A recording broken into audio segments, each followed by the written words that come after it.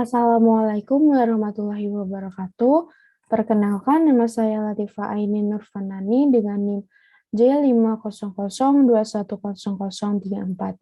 Di sini saya akan menjelaskan sistema nervosum sentral, yaitu vaskularisasi encephalon circulus Willisi. Lingkaran Willisi atau lingkaran arteri cerebral atau bisa disebut juga circulus arteriosus adalah cincin anastomosis arteri yang terletak di dasar otak. Lingkaran anastomosis arteri ini menghubungkan dua sistem arteri utama ke otak, arteri karotis interna dan sistem vertebro-basilar atau arteri vertebral dan basilar. Ini dibentuk oleh 4 pembuluh berpasangan dan 1 pembuluh tidak berpasangan dengan banyak cabang yang memasok ke otak. Circulus Willisi ini merupakan lingkaran arteri cerebri yang tersusun atas arteri communicans anterior, arteri cerebri anterior, arteri carotis interna, arteri communicans posterior, dan arteri cerebri posterior. Circulus Willisi dapat terlihat ini yang disekelilingi oleh arteri yang disebutkan tadi. Circulus Willisi ini mempunyai fungsi utama yaitu menyediakan aliran darah kolateral antara sistem arteri anterior dan posterior otak.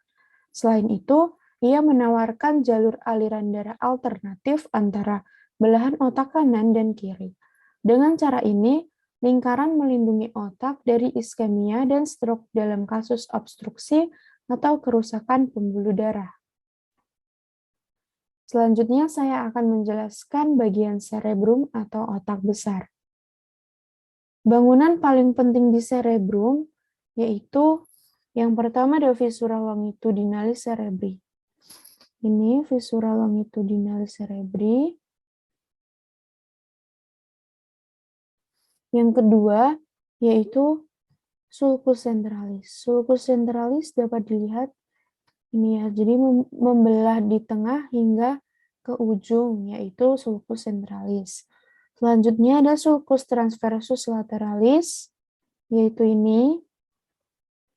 Selanjutnya ada corpus callosum, yaitu ini. Dan sulcus parieto-occipitalis, yaitu ini. Selanjutnya, cerebrum terbagi menjadi telencephalon yang tersusun atas korteks cerebri.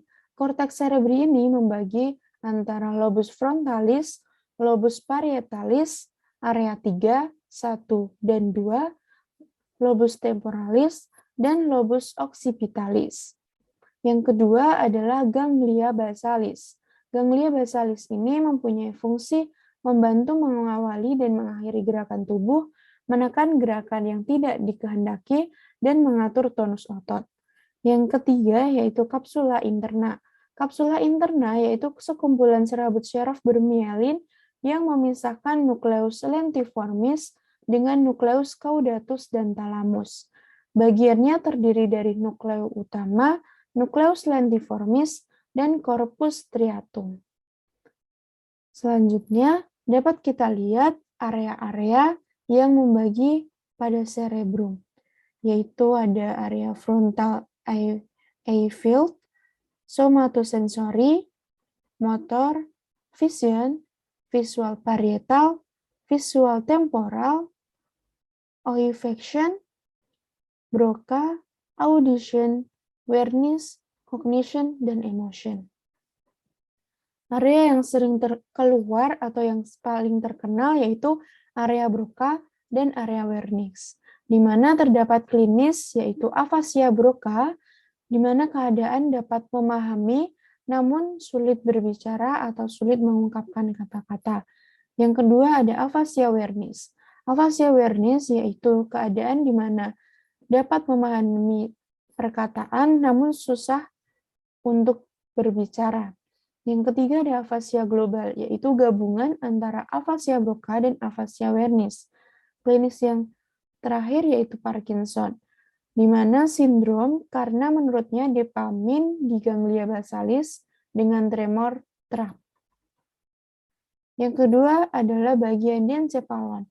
Bagian diencephalon ini terbagi antara bagian dorsal dan ventral.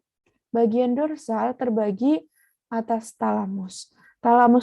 Talamus sendiri terletak di dinding lateral ventricle 3 dan di dasar pars central ventricle lateral.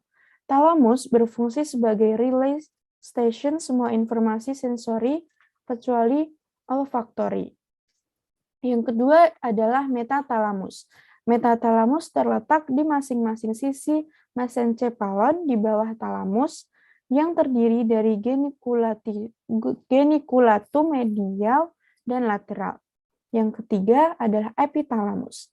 Epitalamus terdapat di glandula pinealis sebagai pengatur hormon. Selanjutnya ada bagian ventral. Bagian ventral terbagi menjadi dua, yaitu hipotalamus dan subtalamus. Hipotalamus terletak di bawah talamus setinggi ventricle tertius yang berfungsi sebagai pengatur hormon. Yang kedua adalah subtalamus. Subtalamus terletak di antara mesencephalon dan talamus. Sekian materi yang saya sampaikan. Bila ada kesalahan mohon maaf. Wassalamualaikum warahmatullahi wabarakatuh.